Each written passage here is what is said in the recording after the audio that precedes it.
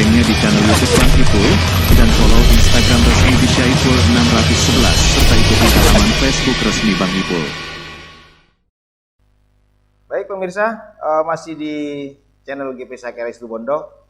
Kita lanjut pembahasan masih tentang cagar budaya. Nah, ini akhirnya siapa Bang yang bisa menduga bahwa itu adalah bangunan cagar budaya? Ya, karena begini Bang Ton. Ini ada stigma yang sengaja dibuat oleh beberapa orang yang akan melindungi orang yang merusak sebuah cagar budaya. Bahwa kalau belum ditetapkan cagar budaya, itu nggak bisa ditetapkan. Karena apa? Mereka sengaja ingin meminggirkan, sengaja ingin pikiran dari masyarakat itu seakan-akan itu tidak salah, seakan-akan itu benar dilakukan. Padahal jelas di pasal 31 ayat 5 ya Bang Nun ya. Saya bacakan. ODCB selama dalam kajian diperlakukan sebagai cagar budaya. Apa ODCB itu? ODCB itu adalah apa tadi daya O-nya itu ya? Objek ya, objek kalau ini ya. Objek diduga. Ya. Karena ODCB ini adalah bahasa yang umum dilakukan, yang singkatan yang dibuat. Objek yang diduga cagar budaya selama dalam kajian diperlakukan seperti cagar budaya. Ya.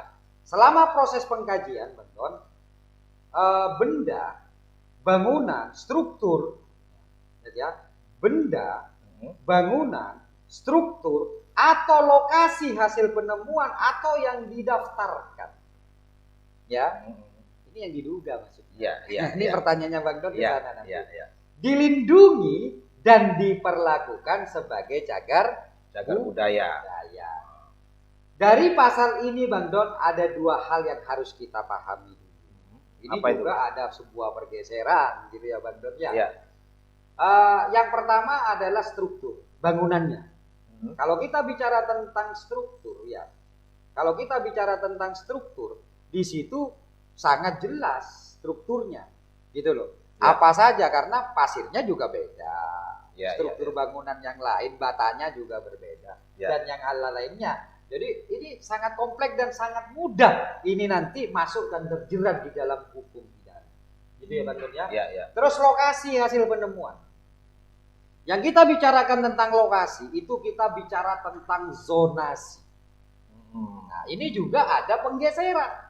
Dan ini dilakukan oleh orang-orang yang diberikan jabatan untuk menentukan namanya cagar budaya. Itu kita bahas nanti di Dan ini orang-orang yang dipercaya untuk memimpin sebuah lembaga yang dia berbicara tentang cagar budaya tanpa dia memahami isi pasal per pasalnya. Karena punya tujuan yang lain untuk kepentingan pribadinya, Bang Don. Ini hati-hati. Atau lokasi hasil pertemuan, ya Bang Don ya. Atau yang didaftarkan. Dilindungi dan diperlakukan sebagai cagar budaya. Gitu loh. Paham maksud saya? Paham. Nah, dari isinya pasalnya, pasal 31 ayat 5 itu seperti itu. Selama proses pengkajian benda, bangunan, struktur, atau lokasi hasil penemuan atau yang didaftarkan, dilindungi dan diperlakukan sebagai cagar budaya. Lah, bagaimana tentang bangunan yang ada di di Pendopo Kabupaten Situbondo? Nah, apakah itu masuk dalam pasal 31 ayat 2 ini? Betul. Begitu Bang Don. Oke Bang Don. Dan pertanyaan tadi belum Bang Ipul jawab dan kayaknya ini ada yang mau masuk ini Bang Don. Ada telepon masuk ini. Saya tak. Oke. Dan untuk pemirsa yang ingin bertanya kepada ini ada yang masuk ini. Sudah ada. Yang ingin berinteraktif silakan bisa menghubungi di nomor 085 235 902 277 ya. Wah, ini kayaknya sudah berhenti lagi nih Bang. Oke, sambil menunggu teleponnya masuk. Kita lanjut Bang. Nah, pertanyaan saya tadi belum belum dijawab. Sebelum saya masuk terhadap ya apa namanya? Oke. Ada telepon masuk Bang Don ya. Sebentar. Oke. Halo. Assalamualaikum. Waalaikumsalam. Dengan Bapak siapa ini? Dengan Roni Yunsah. Roni Yansa. Roni Yunsah. Roni Yunsa dari mana Bapak? Banyu Putih, Mas. Oh, Banyu Putih. Wah, ini masih kawasan kita yang paling sebelah timur. Paling ya, timur ya. Iya. Gimana Pak Roni Yansa?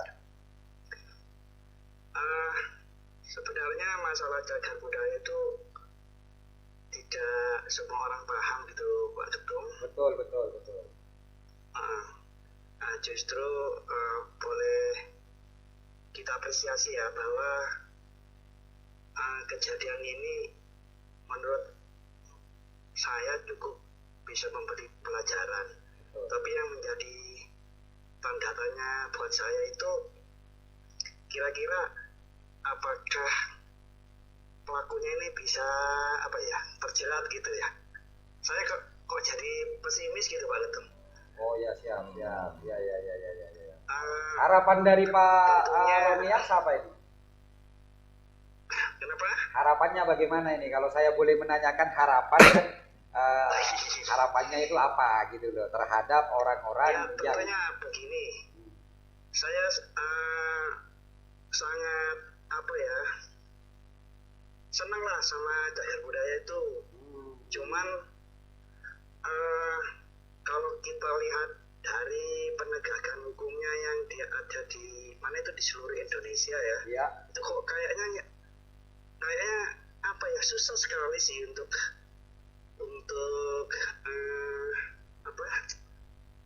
susah nih penegakannya itu loh. Jadi yang di penjara karena mereka itu merusak atau membumi hanguskan, menghancurkan cagar budaya itu susah untuk di penjara. Kalaupun ada itu tidak berat-berat amat gitu kan. Makanya untuk yang kasus yang di situ Bondo ini perlu ada efek jerah ya biar mereka gak mengulangi lagi yang kayak gitu. Oh iya. Dipahami sudah Pak Roni Yansa ya. Ini pertanyaan dan harapan dari masyarakat biasa yang kebetulan peduli dengan cagar budaya. Begitu ya Pak Roni Yansa ya? Oke, Pak Gedung. Oh iya, siap. Tapi kayak gitu harapannya ini tentu perlu dikawal biar kebangetan lah ya. Ya, betul. Kalau dibiarkan ini kebangetan itu harus ada penegakan gitu. Siap. Terima kasih banyak Pak Gedung. Siap Pak Roni Yansa. Nggih. Assalamualaikum. Waalaikumsalam, saudara saya yang dari Banyu Putih. Situbondo. Ya. Wilayah paling timur Situbondo. Ya. Pertanyaan ini sesungguhnya pertanyaan yang memang ditanyakan ya, atau mungkin dipertanyakan dari beberapa sejarawan dan juga tentang pecinta dari cagar budaya. Jadi intinya begini, jika ternyata bangunan tersebut itu adalah dan ditetapkan menjadi cagar budaya, yang pertama. Yang kedua adalah jika bangunan tersebut itu diduga adalah cagar budaya dan ternyata ada orang yang barang siapanya ini ini jelas, tapi kalau kerusakan alam enggak. Makanya di dalam hukum pidana itu barang siapa harus jelas. Dan kalau misalnya ini ada orang yang sengaja gitu merusak, memindahkan seperti yang diatur di dalam Undang-Undang Nomor 11 Tahun 2010 tersebut, ya. maka orang ini layak mendapatkan sanksi pidana. Itu konsepnya dulu. Gitu loh. Ya. Dan ini yang harus kita kawal. Ya. Karena setiap hukuman yang ada itu tujuan utamanya adalah selain memperbaiki orang tersebut. Nah, kenapa di situ ada lembaga permasyarakatan? Di situ bukan penjara, orang-orang kalau lebih kerennya lembaga pemasyarakatan, bahkan ada bahasa warga binaan. Jadi barang siapa yang melanggar aturan yang itu hubungannya dengan kasus pidana, maka orang ini wajib siapapun orangnya itu untuk mendapatkan ganjaran karena tujuan undang-undangnya baik agar orang ini tidak mengulang terus kesalahan pidana tersebut. Ya. Nah, ya toh? Ya. Nah, jika orang ini adalah pejabat, maka itu ditambahin sepertiga. Tapi begini Pak Roniansa, bahwa kalau dalam undang-undang khusus jika ini terbukti itu berbeda dengan undang-undang umum yang saya tadi katakan. Ya, ada hukuman batas minimal. Ya. Tadi ada bahasa 1 tahun hingga 15 tahun. tahun. Setidaknya orang ini 1 tahun. Setidaknya. Ya. Harus merasakan penjara. Kenapa? Karena itu untuk mendidik mental dia dan merubah sifat dia agar dia tidak merusak terus. Ya, Jiwa pengerusaknya mungkin nanti akan berubah ketika dia ada di warga binaan. Itu yang pertama tujuannya. Ya. Yang kedua tujuannya apa? Agar tidak ditiru. Iya toh? Agar tidak ditiru oleh masyarakat yang lain, oleh pejabat-pejabat yang lain kalau ini pejabat yang melakukan untuk merusak juga namanya cagar budaya. Maka tidak ada alasan nantinya kalau ini memang sudah ada unsur-unsurnya, termasuk syarat-syarat yang masuk di dalam perundang-undangan itu, orang ini dilepas, tidak bisa. Kenapa? Karena kita wajib namanya menjaga cagar budaya. Ya. Nah, cuman persoalannya adalah seperti pertanyaan dari Bang Don tadi, apakah bangunan yang ada di komplek pendopo itu adalah cagar budaya? Maka kita tidak bisa, Bang Don, menganalisanya, oh ya, itu siapa yang ngomong Bang Don? Bang Don siapa? Maka polisi itu atau PPNS yang ditugaskan itu harus mengetahui betul apakah lokasi tersebut itu sudah dijadikan penetapan cagar budaya ataukah seperti yang di dalam undang-undang nomor 11 yang tentang pasal 31 tersebut, Bang Don. Ya. Itu apakah itu sudah didaftarkan? Ya. Agar masyarakat tahu gitu loh. Jangan nanti lari, ini kok dikriminalisasi. Oh, ini kok masih ada bahasa politik dan yang lain. Enggak, ini adalah undang-undang saya bicara. Di situ jelas ya untuk diperlakukan sama seperti cagar budaya itu harus sudah minimal itu didaftar. Gitu loh ya. Yang menduga ada petugas-petugasnya, ada sembarang orang menduga nantinya gitu. Ada petugas khusus lah mungkin Bang ya. Itu Bang Don. Ya, jadi ada 2 polemik yang kita bahas untuk di cagar budaya, dugaan yang diramaikan oleh masyarakat itu tentang bangunan yang ada di komplek pendopo itu ada 2 yang perlu kita bahas. Ini untuk pencerdasan kepada masyarakat juga. Yang pertama lokasinya, ya Bang Don ya. Lokasi hasil penemuannya itu Bang Don. Kalau struktur sudah jelas itu nanti itu jelas. Kalau ini betul-betul sudah masuk, maka semua unsur-unsur itu secara otomatis masuk. Ya. Kalau kita bicara tentang lokasi ini ada namanya zonasi nantinya. Nanti saya jelaskan. Terus yang kedua adalah apakah bangunan tersebut sudah didaftarkan? Sesungguhnya bukan bangunan tersebutnya yang paling utama. Apakah dalam komplek tersebut bangunan ini komplek tersebut itu sudah didaftarkan atau tidak? Ya. Bang Don punya data enggak ini? Apakah itu sudah didaftarkan? Kalau ini didaftarkan Bang Don, maka siapapun yang merusak ini, karena ini sudah ada di pasal 31 Bang Don. Iya Bang. Ada ya? Kebetulan saya ada ini. Oh, Bang Iwal punya ya? Iya, kebetulan saya ada ya Bang Don ya. Iya, iya Bang. Atau Bang Don bacakan. Kita kan harus punya bahan. Iya, iya. Gitu loh Bang Don. Ternyata bangunan ini sudah didaftarkan. Sudah didaftarkan, ya, ya. Ya, Ya, ya. karena bangunan tersebut diduga. Ya, tapi sebelum itu diduga, saya akan memberikan dulu Bang Don itu tentang tidak sembarangan Bang Don ya, kita mendaftarkan itu tidak sembarangan, tidak sembarangan juga kita menduga-duga. Ada ciri-ciri yang diatur di dalam Undang-Undang Nomor 11 Tahun 2010 tersebut. Ya, Bang Don ya. Di Undang-Undang Nomor 11 Tahun 2010 tersebut ada ciri-ciri yang harus diketahui dulu Bang Don. Jadi artinya tidak sembarangan itu disebut cagar budaya gitu. Itu ada di pasal 5-nya Bang Don ya. Di mana ciri-cirinya adalah berusia 50 tahun atau lebih. Ya. Mewakili masa gaya paling singkat berusia. Nah, ini masa gaya sih, ada masa gaya. Karena kita setiap struktur itu kan ada masa-masa gayanya. Oh iya, betul. Ada yang dulu itu atap pendek, ada yang pakai tempat yang panjang, yang tinggi, odek-odek itu undak-undakan yang tinggi. Itu namanya masa gaya Bang Don ya.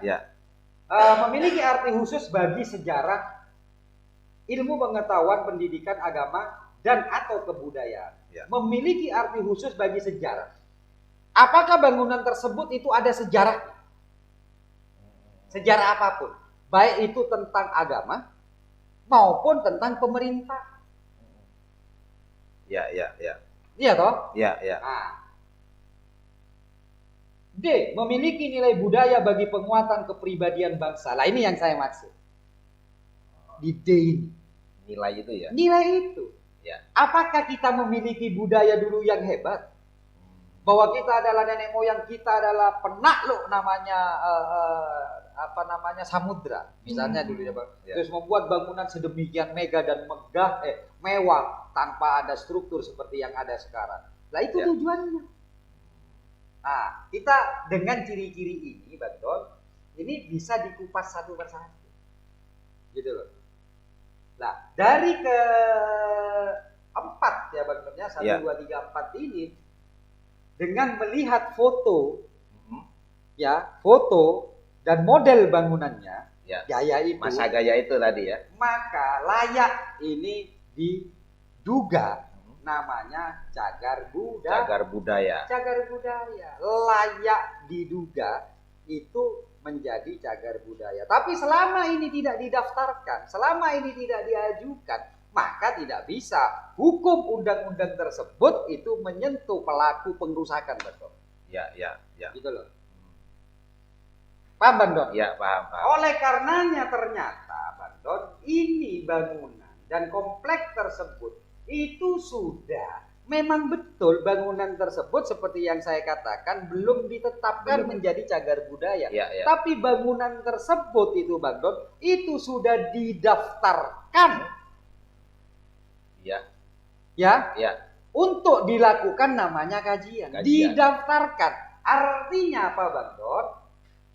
Pasal 31 ayat 5 terpenuhi untuk diperlakukan seperti cagar budaya. Kalau sudah diperlakukan menjadi cagar budaya, maka seluruh masyarakat Situbondo wajib hukumnya untuk menjaga, menaati namanya peraturan yang dimaksud. Demikian pula seluruh masyarakat Indonesia atau khususnya masyarakat Situbondo yang melakukan pelanggaran dan tindak pidana tersebut wajib hukumnya untuk dijatuhkan, wajib hukumnya untuk disanksi pidana sesuai dengan pasal-pasal yang Bang Don sebutkan itu. Lah, masyarakat agar juga memahami, benar nggak itu sudah didaftarkan?